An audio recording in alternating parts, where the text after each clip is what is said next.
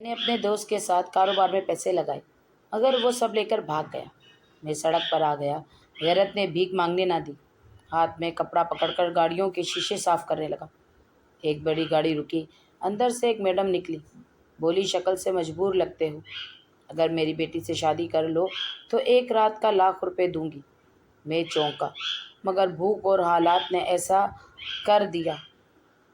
سوچا شاید بیٹی بیمار یا پاگل ہے، چلو عزت سے پیٹ تو بھرے گا۔ شادی ہوئی۔ نکاح کے بعد وہ مجھے کمرے تک لے گئی۔ جوں ہی اندر قدم رکھا تو جان نکل گئی۔ جب میں نے کام ختم کیا تو وہ کہنے لگی کہ تم مجھے اچھے گھر کے لگتے ہو، پھر یہ کام کیوں کر رہے ہو؟ مگر میں مسکرا دیا کیونکہ میں یہ یاد نہیں کرنا چاہتا تھا کہ میں کون تھا اور مجھے حالات نے کیا بنا دیا تھا۔ وہ چند لمحے چپ رہی، پھر کہنے لگی، اگر میں تم سے ایک بات کہوں تو برا تو نہیں مانو گے؟ میں نے سر جھکا دیا۔ تبھی وہ دھیرے سے کہنے لگی، اگر تم میری بیٹی سے شادی کر لو تو میں تمہیں 1 رات کے 2,00,000 روپے دوں گی۔ میں ٹھٹک گیا، میرے ہاتھوں سے کپڑا گر گیا۔ میں نے حیرت سے اس کی طرف دیکھا مگر وہ بولتی جا رہی تھی۔ میرے ہونٹ خشک ہو گئے، دماغ سن ہو گیا۔ میں نے کانپتی آواز میں کہا، میں بھیک نہیں لیتا۔ مگر وہ مسکرا دی، یہ بھیک نہیں، رشتہ ہے۔ تمہیں عزت دوں گی، تمہاری غیرت سلامت رہے گی۔ میرے اندر جیسے کوئی چیز ٹوٹ گئی۔ میں نے نظریں نیچے کر لی۔ ایک لمحے کو میں نے سوچا کہ اگر میں نے ہاں کر دی تو سب آسان ہو جائے گا۔ اماں کا چہرہ دماغ میں ابھرا، چھوٹی بہن کی مسکراہٹ یاد آئی۔ میں نے آہستہ سے کہا، مجھے سوچنے دو، فیصلہ تو میں اسی وقت کر چکا تھا۔ اس لیے میں نے اگلے ہی دن اس عورت کو اپنا فیصلہ سنا دیا کہ میں تیار ہوں، مگر میرے اس نکاح میں میرے گھر والے شامل نہ ہوں گے۔ وہ عورت جیسے خوشی سے کھلکھلا اٹھی اور مجھے اپنے ساتھ ایک بڑے سے بنگلے میں لے گئی۔ وہ بنگلہ بالکل ویسا ہی تھا جیسے میں نے سوچا تھا۔ میرا نکاح سادگی سے ارم کے ساتھ ہو گیا۔ مجھے بس ایک بات کی جلدی تھی کہ میں جلد جان سکوں کہ آخر اس لڑکی کی ایسی بھی کیا مجبوری تھی جو اس کی ماں نے ایک سڑک چلتے سے اس کا نکاح کروا دیا تھا اور ساتھ ہی اتنی بڑی رقم بھی دینے کو تیار تھی۔ مجھے لگا کہ شاید وہ کوئی معذور لڑکی تھی جس کی ماں رشتہ نہ ملنے کی وجہ سے حالت سے تنگ آ کر میرے ساتھ اس کی شادی کر رہی تھی۔ لیکن جب میں اس کے کمرے میں گیا تو اس کو دیکھ کر میرے پیروں تلے سے زمین نکل گئی۔ میرا نام حسین تھا۔ میں لاہور کے نواحی علاقے کا رہنے والا ہوں۔ میں اپنی ایک چھوٹی بہن اور اماں ابا کے ساتھ ایک چھوٹے سے گھر میں رہتا تھا۔ ابا ایک سرکاری کالج میں کلرک تھے اور اماں ایک تعلیمی ادارے میں پڑھاتی تھی۔ میرا تعلق ایک پڑھی لکھی فیملی سے تھا، اس لیے اماں ابا ہمیشہ چاہتے تھے کہ ہم بھی اچھی تعلیم حاصل کر کے اپنے پیروں پر کھڑے ہو جائیں۔ میری اپنی طبیعت تھوڑی سنجیدگی والی تھی، جبکہ میری چھوٹی بہن شرارتی طبیعت کی لڑکی تھی۔ میں شروع سے ہی پڑھائی میں اچھا تھا اور تھا بھی بڑا بیٹا، اس لیے میں چاہتا تھا کہ میں محنت کر کے کچھ بڑا بنوں تاکہ اپنے ماں باپ کا فخر اور سہارا بن سکوں۔ میرے شہر میں تعلیمی سہولیات کم تھی تو ابا نے میرا داخلہ قریب کے شہر کے ایک اچھے اسکول میں کروا دیا۔ وہ اسکول گھر سے کافی دور تھا، اس لیے جب میں میٹرک میں آیا تو اسکول کے قریب کے ہی ایک ہاسٹل میں رہنے لگا۔ جب میں نے میٹرک کے بعد انٹر میں بھی شاندار کامیابی حاصل کی تو پھر میں نے ابا سے اپنی خواہش کا اظہار کر دیا کہ میں مزید پڑھنا چاہتا ہوں۔ ابا کو میری خواہش پر بھلا کیا اعتراض ہو سکتا تھا؟ وہ تو خود چاہتے تھے کہ میں پڑھ لکھ کر کامیاب ہو جاؤں، مگر آگے پڑھنے کے لیے مجھے اپنے شہر سے دور جانا پڑنا تھا۔ مجھے تو اس میں کوئی اعتراض نہ تھا، مگر اماں مجھے اتنی دور بھیجنے کے لیے بالکل تیار نہ تھی۔ جب مجھے شہر میں رہتے 1 سال گزر گیا تو اچانک ابا کی طبیعت بگڑنے لگی، اس لیے ان کو وقت سے پہلے ہی ریٹائرمنٹ لینی پڑ گئی۔ ابا کی ریٹائرمنٹ کے بعد میں بھی پڑھائی کے ساتھ ایک اکیڈمی میں پڑھنے لگا، مگر اسی دوران ابا چل بسے۔ وہ میرے لیے بہت مشکل وقت تھا، اس لیے میں چاہتا تھا کہ میری پڑھائی جلد از جلد مکمل ہو جائے اور میں واپس جا کر اماں اور زینب کے ساتھ گھر میں ہی رہ سکوں۔ اس لیے میں نے پہلے سے زیادہ محنت کرنا شروع کر دی تاکہ کامیاب ہو کر اپنا گھر واپس جا سکوں۔ میرے لیے وہ وقت بہت مشکل تھا۔ ایک تو پڑھائی کی ٹینشن تھی، اوپر سے ہر وقت بس گھر والوں کی فکر ستاتی رہتی۔ ابا کے گزر جانے کے بعد اماں کی طبیعت بھی خراب رہنے لگی تھی، مگر وہ ایک بہادر اور ہمت والی عورت تھی، اس لیے انہوں نے خود کو ہم دونوں بچوں کے لیے سنبھالا۔ ابا کے گزر جانے کا صدمہ اماں کے لیے ایک بہت بڑا صدمہ تھا، مگر وہ اس صدمے سے بہت جلد باہر آ گئی۔ وقت گزرتا گیا اور آخرکار میری ڈگری مکمل ہو گئی۔ وہ میرے لیے ایک بہت بڑی کامیابی تھی۔ اس موقع پر مجھے ابا کی بہت یاد آئی کہ کاش وہ میری کامیابی دیکھ سکتے، مگر ڈگری مکمل کرنے کے بعد ہی میرا اصل امتحان شروع ہو گیا اور وہ تھا ایک اچھی نوکری حاصل کرنا۔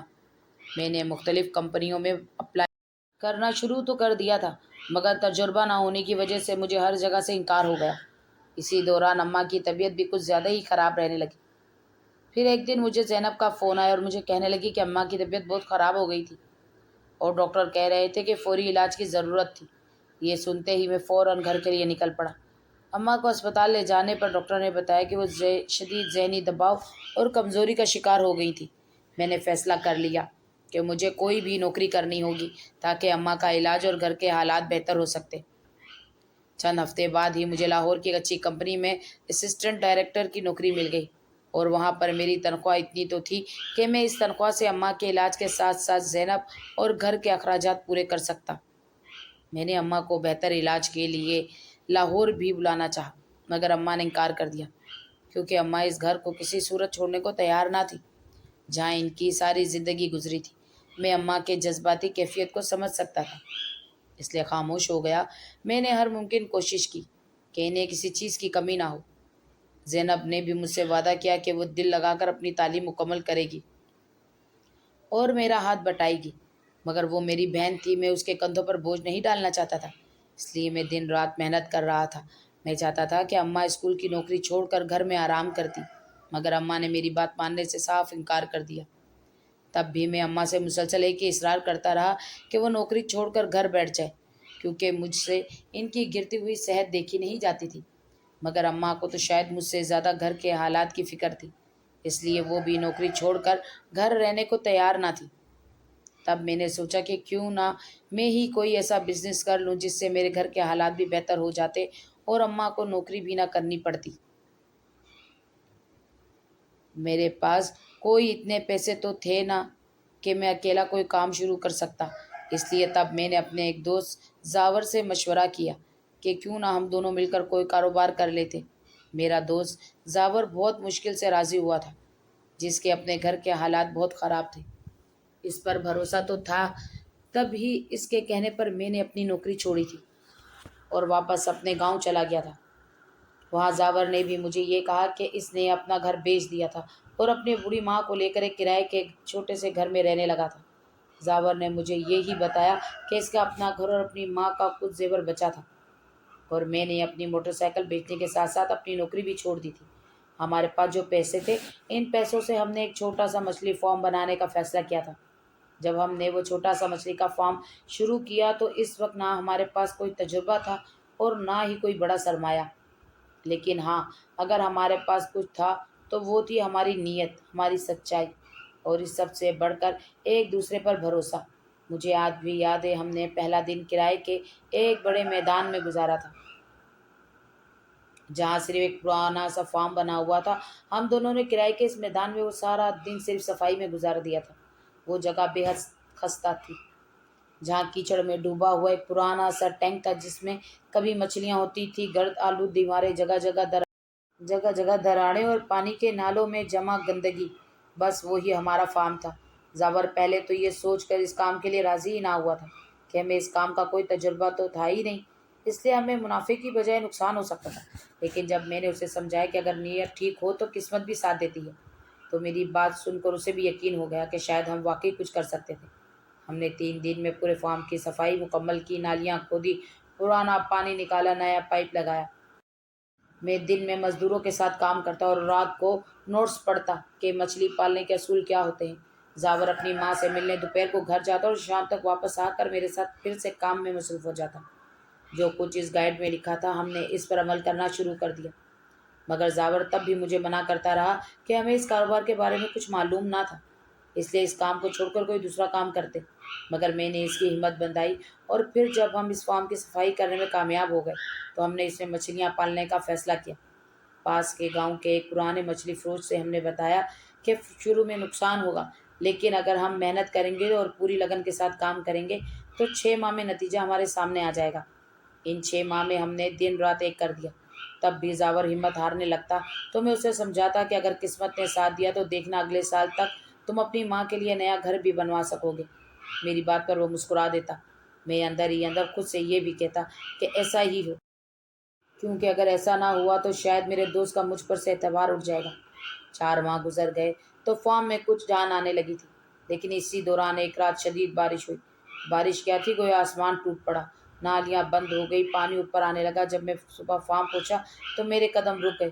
ہمارے آدھے ٹینک کا پانی تو باہر بہہ چکا تھا اور درجنوں مچھلیاں کیچڑ میں تڑپ رہی تھیں۔ زاور مجھ سے پہلے ہی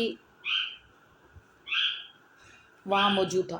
وہ ننگے پاؤں پانی میں اترا ہوا مچھلیاں اٹھا اٹھا کر واپس ڈال رہا تھا۔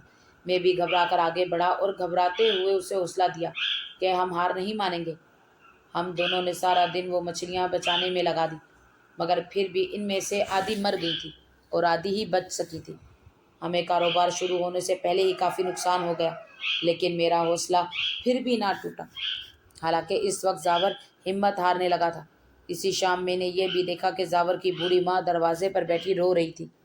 میں چپ چاپ ان کے پاس گیا۔ انہوں نے آہستہ سے مجھ سے کہا، بیٹا، زاور نے اپنا سب کچھ اس کام میں لگا دیا ہے، اس لیے میری دعا ہے کہ تم لوگ کامیاب ہو جاؤ۔ اللہ تم دونوں کی مدد کرے۔ اس دن کے بعد میں نے زاور کو کبھی کمزور پڑتے نہ دیکھا۔ اس نے تو جس انداز سے مجھ پر بھروسہ کر کے اپنا سب کچھ داؤ پہ لگا دیا تھا، وہ میرے لیے حیرت کی بات تھی۔ مجھے تو لگا تھا کہ میرے لیے اپنی وہ چند ہزار روپے کی نوکری چھوڑ دینا ہی بہت بڑی قربانی تھی، مگر زاور نے تو اپنا مکان اور اپنی ماں کا زیور فروخت کر کے اپنا سب کچھ ہی اس کاروبار کے سپرد کر دیا تھا۔ شروع میں ہمیں بہت مشکلات کا سامنا کرنا پڑا تھا، بلکہ پہلے 4 مہینے میں جو ہم نے سرمایہ لگایا تھا، ایک طرح سے وہ ساتھ ہی ڈوب گیا تھا۔ شروع میں ہمیں مارکیٹ سے سامان بھی بہت مہنگا ملتا اور پھر مارکیٹ میں جگہ بنانا بھی ہمارے لیے آسان نہ تھا، اور اکثر اوقات تو ایسا ہوتا کہ ہم دن بھر کام کرتے مگر منافع تو دور کی بات، ہمارا خرچہ پورا ہونا بھی مشکل ہو جاتا۔ ہمارا کاروبار کیا تھا؟ وہ تو بس ایک سادہ سا فارمولا تھا جو ہم نے مقامی مچھلی فروشوں سے سیکھا تھا، لیکن ہم نے اس اپنا اخلاص اور محنت ملائی تھی۔ لیکن زاور کی محنت بے مثال تھی، وہ مجھ سے زیادہ محنت کرتا تھا۔ وہ خود سارا فارم صاف کرتا اور میں تو کئی بار اسے کہتا بھی تھا کہ یار تھوڑا آرام کر لیا کر، تو بھی انسان ہے، مگر وہ ہنستا ہوا مجھے کہتا کہ جب تک یہ کاروبار اپنے پاؤں پر کھڑا نہیں ہو جاتا، آرام تو بس مجھ پر حرام ہے۔ ہم نے دن رات ایک کر دیا۔ ہم دونوں تو جیسے اپنی نیند تک قربانی کر دی۔ ہماری آنکھوں میں صرف ایک ہی خواب تھا، ہماری کامیابی، اور جب ہمیں پہلی بار ایک بڑا منافع ملا تو وہ دن ہماری زندگی کا خوشی بھرا تھا۔ وقت گزرتا گیا اور ہمارا کاروبار بڑھنے لگا۔ ہم نے ایک ورکر بھی رکھا، پھر ایک چھوٹا سا دفتر بھی کرائے پہ لیا۔ علاقے میں ہماری پہچان بننے لگی اور میں جانتا تھا کہ یہ سب ہماری قربانیوں کی وجہ سے ہوا تھا۔ جب زاور تھک جاتا تو میں اسے ہمت دلاتا، جب کبھی میں مایوس ہونے لگتا تو وہ مجھے آگے بڑھ کر حوصلہ دیتا۔ اور پھر ایک دن ایسا آیا جب ایک بڑی کمپنی نے ہمیں ایک بہت بڑا آرڈر دیا۔ وہ لوگ پورے جنوبی پنجاب میں ایک بڑے پیمانے پر مچھلی سپلائی کرنا چاہتے تھے اور انہیں ہماری شہرت پر یقین تھا۔ وہ سب تو ہمارے لیے جیسے ایک خواب سچ ہونے جیسا تھا۔ ہم نے ایک بڑا معاہدہ سائن کیا تھا، مگر اس کے لیے سرمایہ بھی زیادہ چاہیے تھا۔ اس وقت زاور تھوڑا جھجکا تھا، لیکن میں نے اپنے حصے کے پیسے جمع کروا دیے تھے۔ وہ سال تو ہماری زندگی کا سب سے یادگار سال تھا۔ ہم نے دن رات محنت کی، اپنی نیندیں تک قربان کی۔ ہم فاپ کے کنارے بیٹھے ٹینکوں کے پانی میں مچھلیوں کی چمک دیکھ کر مسکراتے۔ وہ منظر ہمیں یاد دلاتا تھا کہ خواب واقعی پورے ہو سکتے تھے اگر نیت سچی ہو۔ پورا 1 سال گزرا اور جب ہم نے حساب لگایا تو ہمیں یقین نہ آیا کہ ہم نے اپنی ساری سرمایہ کاری کا 3 گنا منافع کمایا تھا۔ اس دن ہم نے فیصلہ کیا کہ ہم اپنے کاروبار کو مزید پھیلائیں گے۔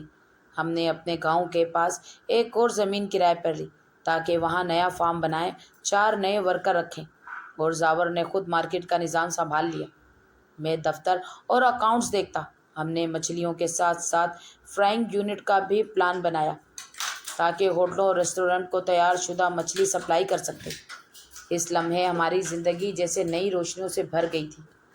زاور کی اماں بھی خوش تھی، ان کی دعائیں ہی تو تھی جو ہمیں کامیابی کی طرف لے کے جا رہی تھی۔ اگلے آرڈر سے پہلے میں نے اپنے حصے کی رقم مشینری میں لگا دی، کیونکہ مجھے اس بات کا احساس تھا کہ اس سے پہلے زاور نے بھی اپنی ساری جمع پونجی اس کاروبار میں لگائی تھی۔ اس لیے اب کی بار میں نے اپنا سارا حصہ لگا دیا تاکہ پہلے سے بھی زیادہ منافع ہو سکے۔ وہ سب کچھ ایک خواب جیسے لگنے لگا تھا۔ ہمارا وہ خواب جیسے ایک نیا روپ دھارنے لگا تھا۔ کئی بار میں سوچتا کہ میں وہ ایک غریب لڑکا تھا جو کبھی مزدوری کرتا تھا، اور زاور جس کے گھر کے حالات مجھ سے بھی زیادہ خراب تھے۔ اب ہم دونوں اپنا کاروبار چلا رہے تھے۔ پارٹنرشپ کے لیے ہمیں مزید سرمایہ لگانا تھا۔ میں نے اپنی ساری بچت بھی اسی میں ڈال دی تھی، یہاں تک کہ اپنی اماں کا وہ زیور بھی بیچ دیا جو انہوں نے میری ہونے والی بیوی کے لیے سنبھال کر رکھا تھا۔ مگر میں نے اماں کو یقین دلایا کہ میں ان کو اس سے دگنے زیور بنا کر دوں گا، اور اماں نے خوشی سے مجھے وہ سب دے دیا۔ شروع میں سب کچھ بہترین چل رہا تھا، مگر پھر اچانک حالات بدلنے لگے۔ ہم نے صبر کیا، مگر حالات سدھرنے کی بجائے بگڑتے چلے گئے۔ بجلی کے بل بڑھ گئے، خوراک مہنگی ہو گئی اور ہمارے اخراجات بڑھنے لگے۔ میں دن رات محنت کرنے لگا، کبھی دو دن تک سوئے بغیر رہتا۔ پھر ایک دن اس کمپنی کا نمائندہ آیا جس کے ساتھ ہم نے بڑا معاہدے کیے تھے۔ اس نے ہمیں بتایا کہ اگلے مہینے ایک بڑی ڈیل آنے والی ہے دبئی کی مارکیٹ کے لیے۔ ہم خوشی سے پھولے نہیں سما رہے تھے۔ ہم نے تیاری شروع کر دی اور مچھلیاں لی اور زیادہ خوراک لی۔ نئی مشینری اس وقت مجھے لگنے لگی کہ اب ہمارا نام انٹرنیشنل سطح پر ہو جائے گا۔ جب ہماری ڈیل مکمل ہوئی اور ہم نے مچھلیاں بھیج دی، لیکن جب ادائیگی کا وقت آیا تو اس وقت اماں کی طبیعت بہت زیادہ خراب ہو گئی اور میں ان کو لیے اسپتال چلا گیا اور ساری ذمہ داری زاور کو دے گیا کہ وہ کمپنی کے معاملات دیکھ لے۔ مگر 2 دن بعد زاور مجھے کہنے لگا کہ ہمیں ابھی دبئی سے رقم ٹرانسفر ہی نہیں ہوئی تھی۔ میں نے کہا کہ کوئی بات نہیں، کچھ دن میں آ جائے گی۔ وہ بہت بڑی رقم تھی، اس لیے ہو سکتا ہے کہ کچھ وقت لگ جاتا۔ مگر پھر 1 مہینہ گزرا، پھر دوسرا، مگر پیسے نہ آئے۔ میں روز زاور سے کہتا، یار یہ لوگ ہمیں الو بنا رہے ہیں۔ وہ بھی مجھے تسلی دیتا اور کہتا کہ نہیں، انہوں نے وعدہ کیا ہے، وہ ہمیں دھوکہ نہیں دے سکتے۔ مجھے یقین تھا کہ وہ کمپنی کے ساتھ خود ہی نپٹ لے گا، اس لیے میں بے فکر ہو گیا۔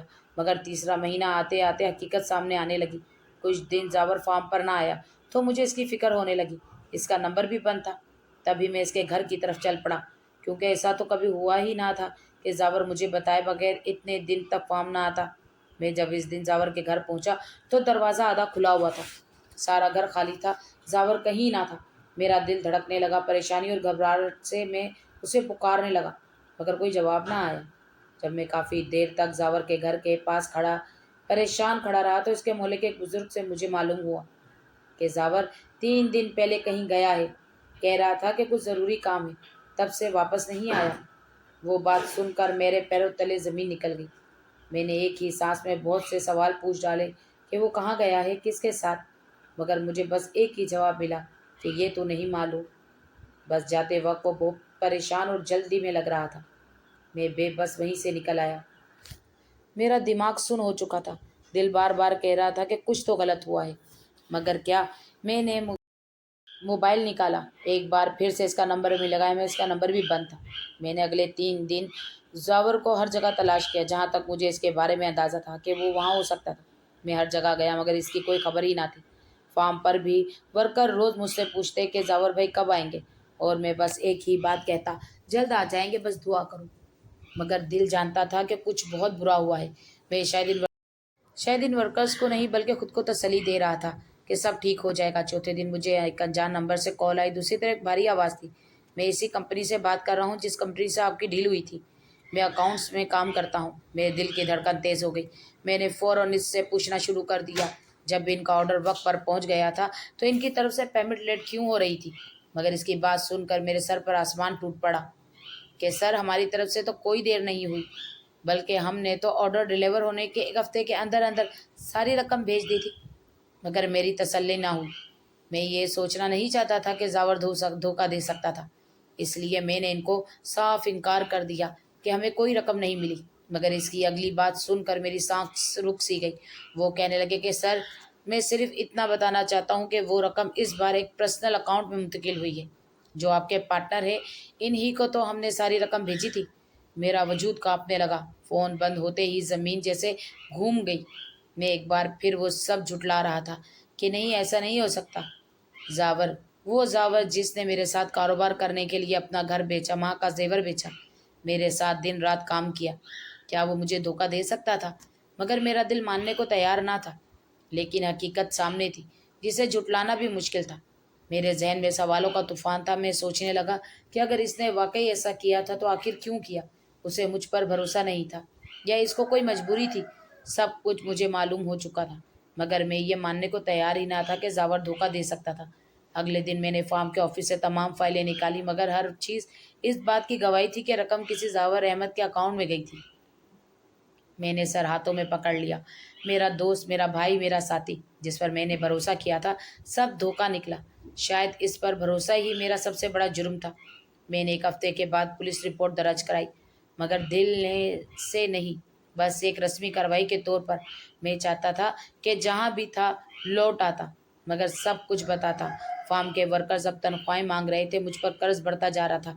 फार्म के वर्कर्स मुझसे रोज तनख्वाह का तकाजा करते, इनके चेहरों पर बेबसी लिखी थी, मगर मेरे पास देने को कुछ ना था। मैं इनसे नजरें ना मिला पाता। कभी कोई वर्कर अपनी मजबूरी का जिक्र करता, कभी कोई अपने घर के किराए का, लेकिन मैं हर बार कहता कि 2 दिन, बस 2 दिन और फिर रकम आ जाएगी। मगर वो 2 दिन भी हफ्तों में बदल गए। खुराक के सप्लायर रोज फ़ोन करते, लेकिन हकीकत ये थी कि हालात अब मेरी मुट्ठी से रेत की तरह फिसल चुके थे। अम्मा अब भी बीमार थी, ज़ैनब भी जवान हो गई थी और इसकी शादी की फ़िक्र अलग टेंशन में मुब्तला करने लगी। इसलिए मैं अम्मा से हकीकत ना कह पाता।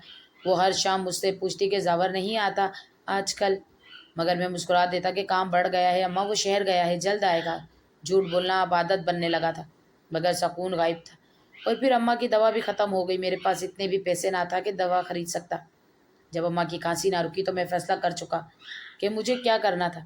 मैंने प्रॉपर्टी डीलर को फ़ोन किया, मैंने खुद इससे घर दिखाया। हर कमरा, हर दीवार, हर खिड़की मेरी यादों से भरी हुई थी। ये वही घर था जहाँ अम्मा की दुआएं गूंजती थी। मगर जब उन्होंने मुझे इस घर की कीमत बताई तो मेरे दिल पर चाकू चला। मैं जानता था कि वो कीमत कम थी, मगर मजबूरी हर दलील से बड़ी होती है। मैंने दस्तखत किए, कागज़ पर कलम चला और साथ ही मेरे अंदर कुछ मर गया। घर बेचने के बाद अम्मा को बताया कि हम बड़े घर में शिफ्ट हो रहे हैं, यहाँ का माहौल ठीक नहीं। वो मुस्कुरा दी और मैंने अंदर ही अंदर खुद को कोसा। हम एक छोटे से किराए के मकान में शिफ्ट होकर मैं खुद को तसल्ली देता कि ये सब वक्ती है, बस कुछ दिन फिर सब ठीक हो जाएगा। फार्म अब खाली पड़ा था, मशीनें जंग आलू, टैंक खाली। मैंने आखिरी बार फार्म की मिट्टी पर हाथ रखा और फिर मुझे फार्म बंद कर देना ही बेहतर लगा, वरना कर्ज, वर्कर्स और सप्लायर सब मेरी ज़िंदगी का कर्ज बन जाते। मैंने सब कुछ खो दिया और जब आखिरी वर्कर भी चला गया तो मैंने ऑफिस का दरवाज़ा बंद किया, चाबी जेब में रखी, मगर दरवाजे पर हाथ रखते ही आंसू बह निकले। ये वो जगह थी जहाँ मैंने ख्वाब देखे, हंसा था, मगर अब वो ख्वाबों का मज़ार बन चुकी थी। दिन गुजरते गए, मगर मेरी किस्मत जैसे मुझसे रूठ गई थी। घर छूट गया, फार्म बंद हो गया और पैसे भी ख़त्म। अब जो कुछ बाकी था वो सिर्फ मेरी गैरत थी, जो मुझे किसी के आगे हाथ फैलाने की बजाय कोई काम करने पर मजबूर करने लगी, जिससे मैं गुजारे लायक चंद पैसे कमा सकता। अम्मा और ज़ैनब मुझसे फार्म के बारे में पूछती रहती। इन्हें क्या खबर थी कि फार्म तो कब का मेरी ज़िंदगी से निकल चुका था। एक दिन जेब में हाथ डाला तो बस 200 के नोट ही निकले। मैंने वो भी अम्मा की दवा के लिए दे दी और खुद सारा दिन भूखा रहा। वो लोग जिनके साथ मैंने डील्स की थी, वो लोग भी जानते थे कि मेरा दिवालिया हो चुका है, सबसे उधार ले चुका था, इसलिए कोई दोबारा मुझे कर्ज देने को तैयार ना था। फिर कुछ सोचकर मैं बाजार गया, मजदूरों के अड्डे पर खड़ा हुआ, मगर शाम तक कोई काम ना मिला। जब वापस आने लगा तो रास्ते में एक छोटा सा बच्चा दिखा। इसके हाथ में कपड़ा था, वो गाड़ियों के शीशे साफ कर रहा था। ढलती शाम में इसके हाथों पर सूरज की रोशनी पड़ रही थी। मैंने रुक कर देखा, वो मुस्कुरा रहा था, जैसे जिंदगी ने उसे शिकस्त ना दी थी। मेरी आंखों में आंसू आ गए। मैंने खुद से कहा, अगर वो बच्चा शर्मिंदा नहीं तो तुम्हें क्यों शर्मिंदा हो रहे हो। अगले दिन मैंने भी एक पुराना कपड़ा, एक खाली बोतल और थोड़ा सा पानी लिया, बस इतना ही सरमाया था। फिर मैं सड़क किनारे खड़ा हो गया। पहली बार गाड़ियों के शीशे साफ करने के लिए पहली गाड़ी रुकी। ड्राइवर ने मुझे घूर कर देखा। हटाओ हाथ, मत लगाओ गाड़ी को। मैं पीछे हटा। दिल में एक चुभन हुई, मगर फिर दूसरी गाड़ी आई। मैंने बगैर कुछ कहे शीशा साफ किया। ड्राइवर ने 100 रुपये दिए।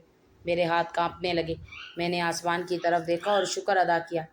इस दिन एक दिन के मुझे 1,000 रुपये मिल गए तो लगा जैसे खजाना मिल गया था। मैंने वो रकम संभाल कर रखी। रात के लिए कुछ खाने को खरीदा और घर चल पड़ा, मगर थकन इतनी थी कि खुद कुछ खाए बगैर पिए बगैर ही सो गया। फिर वो मेरा राज रोज़ का मामूल बन गया। मैं सुबह सवेरे आंखों में आंसू लिए घर से निकल जाता, लोगों की तरह तरह की बातें और नज़रें बर्दाश्त करता, मगर फिर भी कुछ पैसे हाथ आने लगे थे। मेरे लिए इस वक्त वो पैसे ही मेरी दौलत बन गए। कभी कभी रात को नींद ना आती तो मैं सोचता कि अगर जावर वापस आ जाए और फार्म दोबारा खुल जाए। फिर खुद ही हंस पड़ता और खुद को मलामत करता कि ऐसा ख्वाब अब नहीं देखे जाते। मेरी ज़िंदगी का सब यही मामूल बन गया था कि सूरज निकलने से पहले मैं चौक पर पहुंच जाता, हाथ में कपड़ा, साथ पानी की बोतल होती, गाड़ियों के शीशे साफ करता। कभी कोई चंद सिक्के दे जाता, कभी गालियां, लोगों के चेहरों पर तरस और हकारत की एक अजीब आमेजिश होती। कभी कोई गाड़ी रुकती, अंदर बैठे बच्चे खिड़की से इशारा करते, अंकल ये वाला शीशा साफ कर दो। मैं हंस देता। बच्चों की मुस्कुराहट में दुनिया की सारी थकन भूल जाती। दिन भर धूप गर्द चोर, मगर मैं चुप रहता। मुझे अब बातें करने नहीं आती। शाम होते ही घर चला जाता। अम्मा इंतज़ार कर रही होती। अम्मा और ज़ैनब ने भी सवाल पूछने छोड़ दिए थे। शायद घर के और मेरी बदलती हालत देखकर उनको अंदाज़ा हो गया था कि मैं सब कुछ खो चुका था। इस दिन भी ऐसा ही हुआ। शाम ढलने लगी। मैं चौक पर आखिरी चंद गाड़ियों के पास खड़ा था जब एक स्याह कार आकर पास रुकी। नई गाड़ी थी। अंदर खुशबू फैली हुई थी, किसी महंगे परफ्यूम की खुशबू। जब शीशा नीचे हुआ तो अंदर एक औरत 40 के करीब, मगर चेहरा पुरवकार और थकन का मिला जुला नक्श। इसने गौर से मुझे देखा और कहने लगी, ये शीशा साफ कर दो। मैं जल्दी से शीशा साफ करने लगा। मेरी नज़र तो नीचे थी, मगर मुझे एहसास हुआ कि वो औरत मुझसे मुझे देख रही है। जब मैंने काम ख़त्म किया तो वो कहने लगी, तुम मुझे अच्छे घर के लगते हो, फिर ये काम क्यों कर रहे हो? मगर मैं मुस्कुरा दिया, क्योंकि मैं ये याद नहीं करना चाहता था कि मैं कौन था और मुझे हालात ने क्या बना दिया। वो चंद लम्हे चुप रही, फिर कहने लगी, अगर मैं तुमसे एक बात कहूँ तो बुरा तो नहीं मानोगे? मैंने सर झुका दिया। तभी इसने पर्स खोला, एक वजनी लिफाफा निकाला। ये धीरे से कहने लगी कि अगर तुम मेरी बेटी से शादी कर लो तो तुम्हें एक रात के 2 लाख रुपए दूंगी। मैं ठटक गया। मेरे हाथों से कपड़ा गिर गया। मैंने हैरत से इसकी तरफ देखा, मगर वो बोलती जा रही थी। मेरे होंठ खुश्क होने लगे। दिमाग सुन हो गया। 2 लाख रुपए, इतनी रकम में अपनी माँ का इलाज करवा सकता था। ज़ैनब का जहेज मुकम्मल हो सकता था। मैंने कांपती आवाज़ में कहा कि मैं भीख नहीं लेता, मगर वो मुस्कुरा दी। ये भीख नहीं, रिश्ता है। तुम्हें इज्जत दूंगी, तुम्हारी गैरत सलामत रहेगी। मेरे अंदर जैसे कोई चीज़ टूट गई। मैंने नज़रें नीची कर ली। एक लम्हे को मैं सोचा कि अगर मैं हाँ कर दूँ तो सब आसान हो जाएगा। अम्मा का चेहरा दिमाग में उभरा। ज़ैनब की मुस्कुराहट याद आई। मैंने आहिस्ता से कहा, मुझे सोचने दो। फैसला तो मैं इसी वक्त कर चुका था जब इसने मुझे 2 लाख रुपए की ऑफ़र की थी। वक्त तो मैंने सिर्फ इसलिए मांगा था कि कहीं मेरा वो फैसला गलत तो नहीं था। मगर फिर अम्मा की भूख और छोटी बहन की मुस्कुराहट के आगे मुझे वो फैसला बिल्कुल भी गलत ना लगा। इसलिए मैंने अगले ही दिन इस औरत को अपना फैसला सुना दिया कि मैं तैयार हूँ, मगर मेरे इस निकाह में मेरे घर वाले शामिल ना होंगे। वो औरत जैसे खुशी से खिलखिला उठी और मुझे अपने साथ एक बड़े से बंगले में ले गई। वो बंगला बिल्कुल वैसे ही था जैसे मैंने सोचा था। मैं अपने कारोबार को चलाने के बाद अपनी माँ के लिए बनाऊंगा, मगर फिर जावर इस धोखेबाज ने मुझे धोखा दे दिया। मेरा निकाह सादगी से इरम के साथ हो गया। मुझे बस एक बात की जल्दी थी कि मैं जान सकता कि आखिर इस लड़की की ऐसी भी क्या मजबूरी थी जो इसकी माँ ने एक सड़क चलते से इसका निकाह करवा दिया था, और साथ ही इतनी बड़ी रकम भी देने को तैयार थी। मुझे लगा शायद वो कोई माजूर लड़की थी जिसकी माँ रिश्ता ना मिलने की वजह से हालात से तंग आकर मेरे साथ इसकी शादी कर रही थी। लेकिन जब मैं इसके कमरे में गया तो हैरान रह गया। वो लड़की जिससे मेरा निकाह हुआ था सफ़ेद दुपट्टे में मलबूस, कमज़ोर सी, खौफजदा सी, अपने पेट पर हाथ रखे बैठी थी। इसके चेहरे पर अजीब सा सुकून और थकन का इम्तिजाज था। मेरे कदम जैसे फर्श से जुड़ गए। मेरा दिमाग सुन हो गया, क्योंकि वो वजह मेरे सामने थी जिसकी वजह से इसकी माँ ने इसका निकाह मुझसे किया था। मैंने हैरानगी से इससे पूछा कि तुम हामला हो? तब इसने नज़रें उठाई। इसकी आंखों में सिर्फ खामोशी थी। मैंने पीछे हटकर कुर्सी पर बैठने की कोशिश की, मगर मेरे घुटने जवाब दे गए। वो धीरे से कहने लगी कि हाँ, मैं माँ बनने वाली हूँ। मेरे दिल में जैसे किसी ने तेज़ धार चाकू घोंप दिया था। तो फिर इसकी माँ ने मुझसे निकाह क्यों करवाया? एक लम्हे में सब कुछ उलझ गया। मेरी गैरत, मेरा ख्वाब, मेरी मजबूरी, सब का मतलब बदल गया था। मैंने पूछा, ये निकाह क्यों? तब इसने मुझे वो सारी बात बताई। इसकी माँ ने मुझे ही क्यों चुना था अपनी बेटी के साथ निकाह करने के लिए। वो कहने लगी कि कुछ अरसे पहले हमारे घर में डाकू आ गए थे।